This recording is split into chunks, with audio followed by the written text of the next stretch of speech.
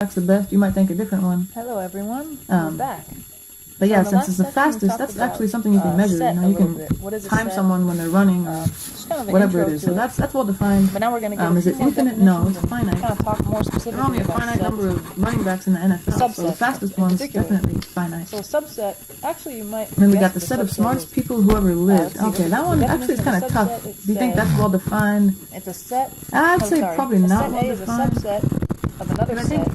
Smart all is different for everyone. Some people are also elements of the second set. Equate smart with good memory. That might sound kind of confusing. If you have a good memory, you probably do well in school because you can memorize all the materials and you get good grades. But I don't know if that necessarily means you're smart, right? There's all kinds of intelligence. So could be you have kind of a street smarts where you just have an instinct for things and you kind of know. Maybe and then some. Yeah, you just kind of know things. And you don't have to read them in a book. And it can have as many but then there's also, you have a good memory, right? Like you said, then you get good grades in school. Yeah, it could have. And then there's kind of people that are just good with logic. Like in the last chapter, if you were good at all those problems, you're smart in a different way. Is it also? So I'd say it's not well defined because everybody's idea of smart is different. Of B. I don't know if I can say, oh, this, say Einstein is the smartest person who ever lived. Sort of in the middle, but is he really? That might be my opinion. I guess kind of half of an equal sign. That one seems well defined, but I don't know. I don't think it is. So symbols are kind of. And then is it infinite? No. There's only a finite number of people that live. So there's definitely only a finite number of people that were smart. Of a subset. And we'll see a bunch of examples. What about part E? The set of tallest people who ever lived. That one's well defined because tallest is something you can measure. It says here every set is a subset of itself. I can't say, no, I'm taller than you, and you say, no, I'm taller than you. In one set, one of us is right and one of us is wrong. That's not really an opinion thing. So it's a subset of itself. So that is well defined, and it's finite because... You won't need to know that very often, but I think just in case it ever comes up in the homework, it's good to know. Another thing, in the same line there, it says the numbers 1, 4, 9, 16, on and on and on. Is a subset. It doesn't ask us this, but notice that these are the numbers that are squares. This is 1 squared, there's nothing in it. Or 1 to the second power, it's a subset of 2 squared, or 2 to the second power, 3 to the second power is 9, 4 to the second power is 16. I guess, yeah, it's confusing because this is just you're taking the numbers 1, 2, 3, 4, 5, 6, on and on and on, and you're raising them to the second power and getting these numbers. Because there's nothing there. So that's that set. Is it well defined? Yes. In math, it's hard to find something that's not well defined. I think that's why I like that. Empty set is a subset of any. There's no opinions. There's no. I don't know. There's nothing to argue about. You're right or you're wrong. Just in case it comes up in the homework or something. Anyway, I think that's interesting. Alright, so what else do we have? Definition. But it is well defined. There's no opinions about it, and it's infinite. You can just tell by that dot dot dot. A are also elements of B. That means so infinite. Up to this point here, we're kind of in the same definition as a regular subset. So I hope that one made sense. But those are pretty good problems. Set A does not equal set B. Let's see. What about example 2? So I guess a proper subset. What we got going on another way to say a proper subset is that I guess B is larger than A. Sort of. That's we're going to express each of the following sets in roster form. So remember, roster form was where you list all the elements explicitly. Proper subset. And you would cross out the equals part. Because I guess it should be pretty easy with roster form. You just say, alright, what the heck is in here? Let me list everything. Looking symbol as how about part A? The set of months whose name begins with the letter M. But it's also possible that create my little squiggly brackets here. Unless you see this little line. Think about all the months of the year. January, February, March. Okay, there's the one that starts. Everything in A is in B. April, May. But A is not equal to B. In other words, June, July, August, September, October, November, December. I guess that's it. A doesn't. I might have made those sets too wide, huh? I could just end them a little earlier there. There we go. So that's it. And in a set, if you're not really familiar with algebra, otherwise they would be equal. Between the elements, you put a little comma. If you were putting them in roster form. So March is one, comma. May is another. If there were more elements, I'd put a comma between them. But I think that looks good. So how about part B? This says, it's in the set builder notation. This is the set the number of distinct subsets of any set A is 2 to the n power. Such that, the number of proper distinct subsets is 2 to the n power minus 5 equals 11. I just don't happen to see the pattern, and there's not really a way to teach that. It's just, the more of these problems you do, the better you'll get. Let's see, okay, now moving on. Example 2. What do they say here? Part A. Use inductive reasoning to predict the next number in the pattern. They're just kind of similar. I don't know if there's a way to teach what to do. It's just kind of like the more of these you do, the better you'll get. So it looks like here they're starting out with a -5 and they move to -1. Okay, I think there's all kinds of ways you can get from -5 to -1, but supposedly whatever you did to get from -5 to -1, you can do the same thing to get from -1 to 3, then from 3 to 7, then from 7 to 10. So I think this is one of the I don't know, one of the ones that's kind of easier to come up with, especially when you look at the positive numbers. From 3 to 7, you're adding 4. From 7 to 10, you're adding 4. Wait, adding 4. No, you're not adding 4. Uh-oh. You know what? I think I messed up, you guys. Sorry. I meant for this to be an 11. So I meant for it to be added. But that's definitely not how you get from the negative 8 to 27. So I'm thinking, well, first of all, these numbers alternate signs. So it looks like, the first number was positive, next one was negative, then positive, then negative. So I'm imagining the next number is going to be positive. Not that you have to power. So 125, that's the one. Anyway, so if I assign homework or put any of these on an exam, I'll try to make them more obvious. I guess like the first example, part A. Because I don't know, it's not fair to test you on that if you're not sure. Or I don't know, if it's not obvious how to get from one to another. And this last one here, it's actually even harder. This is the Fibonacci sequence, if you've heard of that. Fibonacci. Oh, I always forget. I think Fibonacci has 2 C's and 1 N? Or it's 2 N's and 1 C. I forget, sorry. Who's some Italian guy? Fibonacci sequence, okay. So this one, it's hard to tell, but you get each subsequent term by adding the previous two. So it starts out with a 1 and a 1.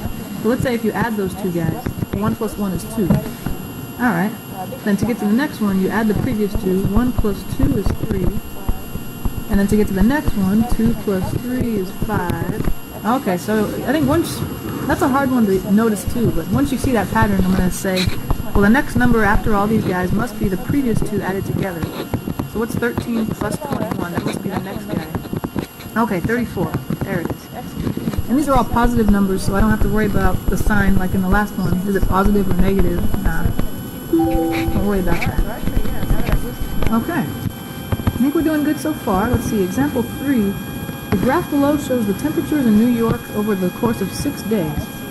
Okay, so it looks like here we have the temperature in Fahrenheit on the left side, and then the day, I guess, day 1, day 2, day 3, etc. on the bottom. Alright, looks good, and I like how they actually write out what the temperature is here, Instead of me having to try to trace it over here to the left side. What temperature does that look like? Is that 60? Is that 59? No, I like how they tell you exactly. That's a good little chart there. Alright, what do they want to know? Part A, assuming this trend continues, use the graph to predict the temperatures on the 7th day. And that's the thing too, about a lot of these problems, there's a lot of possible correct answers. So I'd imagine on the homework it's maybe multiple choice. So they'll give you one that seems plausible, and you pick that one. But it might not be the exact one you thought of, but I guess it's plausible. So let's see, what did happen on the next day? One thing I noticed, and this, again, since there's a lot of correct answers, I don't even know if this is something most people notice. But I noticed that all increased by 5 degrees. Average the last two increases. What's 67 plus 5? That would be 72. Sure. So I'll say 72, but if you... Actually, I don't know if there's a wrong answer to this. The only wrong answer would be something way out in the left field, like, well, I think it'll be 100 degrees that day. I'd say, where the hell did you get that from, right?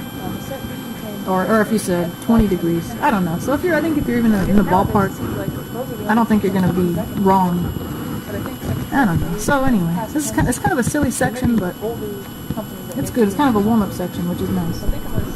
Alright, what about part B? Explain how you use inductive reasoning to determine your answer.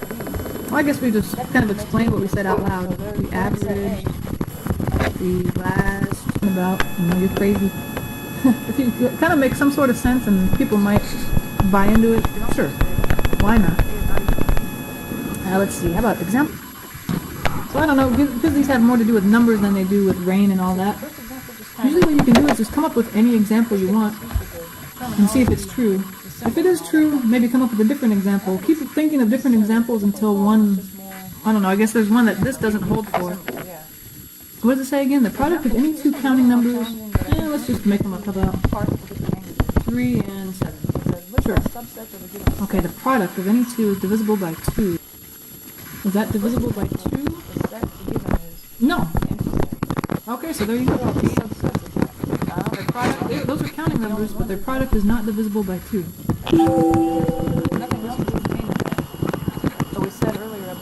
But I think, if you picked any two numbers where one of them was even, Like if I had chosen, in the yellow right above, like on the yellow 2 highlight. and It says like the set is a subset, but then you have their product, 2 times 11, the answer is 22. And that is divisible by 2. So that one I'd have to throw out, and I'd probably try to keep thinking of different examples until what they gave, or what they told me was not true. I think I got kind of lucky here. 3 and 7. Those are both odd numbers. That's why the product is not divisible by 2. Oh, the next one. The product of any 2 3-digit numbers is a 5-digit number. Alright, I don't know about you, but as soon as I read that, I was thinking, I'm going to get my calculator out. So I do not feel like multiplying 2 3-digit numbers in my head, that kind of thing. Let me see, I'm going to get my handy dandy calculator out so I don't have to do that by hand. But I'll just come up with 2 random numbers. 2 3-digit numbers. How about 123 and 456. That's how boring I am. 1, 2, 3, 4, 5, 6. Now let's multiply those, because they said the product, right? Okay. 123 times 456. I mean, of course, feel free to do this by hand if you want. But I think I'd rather use a calculator. 123 multiplied by 456. It's 56,000. Wow. 88. So what they say? It's a 5-digit number.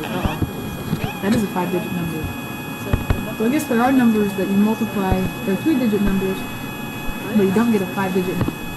I'm thinking, well, those 3-digit numbers I chose, they were kind of on the lower end. They're kind of small. 123, that's kind of small. What if I picked larger numbers? 800 times 900. How's that work? That one I don't think I really need a calculator for, but whatever. Now that sounds like a good counterexample, because look at that guy. 720,000 is 6 digits. Alright, the first counterexample we tried to come up with was no good, but the second one works. Because 800 is a 3-digit number, 900 is a 3-digit number, but their product, 720,000, is not. That's pretty much how it goes.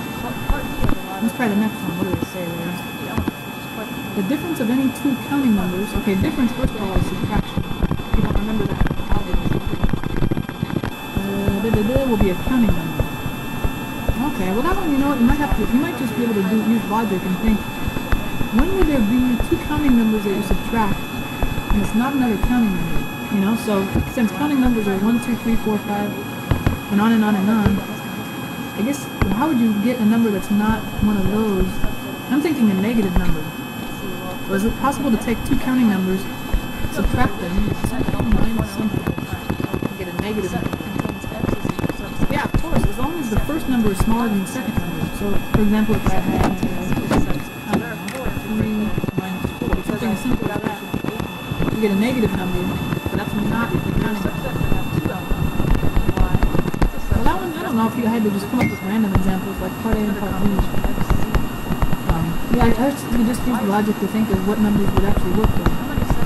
So that works, 3 and 4. Yeah, that's a good counterexample. But I think, actually, if you're wondering, well, what would I have to write here? Like, if this is on an exam, how much explanation am I having to give here? You can really just write this line here. 3 minus 4 equals negative 1, and then say something like this, not counting, or not a counting number. I don't know, kind of give a reasoning why you think this is a counterexample and why it works. It's really sad. This is the last problem in this section.